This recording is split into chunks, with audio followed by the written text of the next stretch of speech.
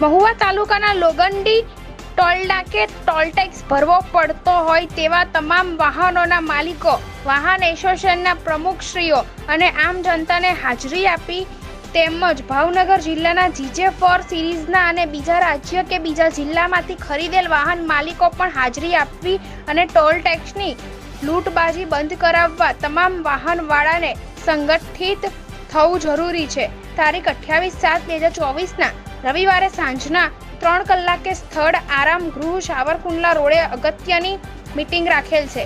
તેમાં બહોળી સંખ્યામાં હાજરી આપવા વિનંતી સાથે જાહેર આમંત્રણ। આ મીટિંગમાં લડાયક યોદ્ધાવાળા ભરતસિંહ પોપટભા તરેડી, પ્રદેશ પ્રમુખ ખેડૂત કલ્યાણ સંગઠન ગુજરાત તેમજ કોંગ્રેસ પક્ષના વરિષ્ઠ નેતા વિજયભાઈ બારિયા વગેરે આગેવાનો હાજરી આપશે। તેથી ટોલ ટેક્સમાં ન્યાય મેળવવા ઉમટી પડો મહુવા। લોગંડી ટોલનાકા વિરોધ સમિતિ, ઇસ્લામભાઈ કે પઠાણ, મહુવા। મારું નામ વાળા ભરતસિંહ પોપટભા, પ્રદેશ પ્રમુખ ખેડૂત કલ્યાણ સંગઠન અને કોબડી ટોલનાકા પ્રમુખ।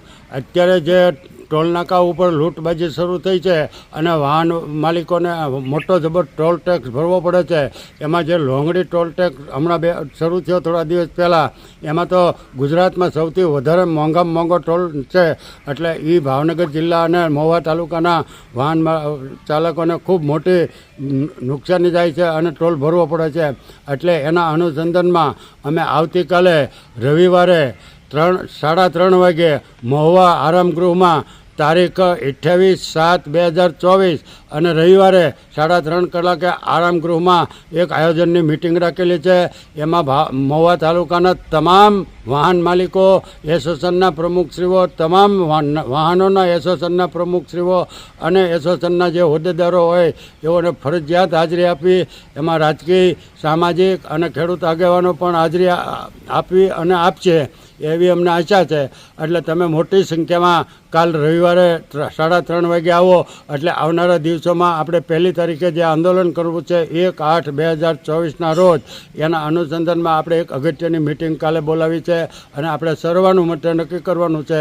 અને કાલે આપણે ટોલ નાકા લડત સમિતિ નામની એક સમિતિની પણ રચના સર્વાનુમતે કરશું। એટલે તમે બધા અવશ્ય આવો। આપ સૌને અમારું હૃદયપૂર્વકથી આમંત્રણ છે અને આમાં લોકોને, જનતાને પણ આવવું જોવે, લોકોને પણ આવવું જોવે। કારણ કે પાઘડીનો વર છેડે આવે એમ છેલ્લે આ માર તો વાહન માલિકોને પછી મજબૂર થઈને ભાડું વધારવું પડે। એટલે એ ભાડું આપણે જ દેવાનું થાય। એટલે તમામને આવવા અમારી એક ભાવભર્યું આમંત્રણ છે અને વિનંતી છે કે તમે કાલ મોટી સંખ્યામાં મહુવા આવો।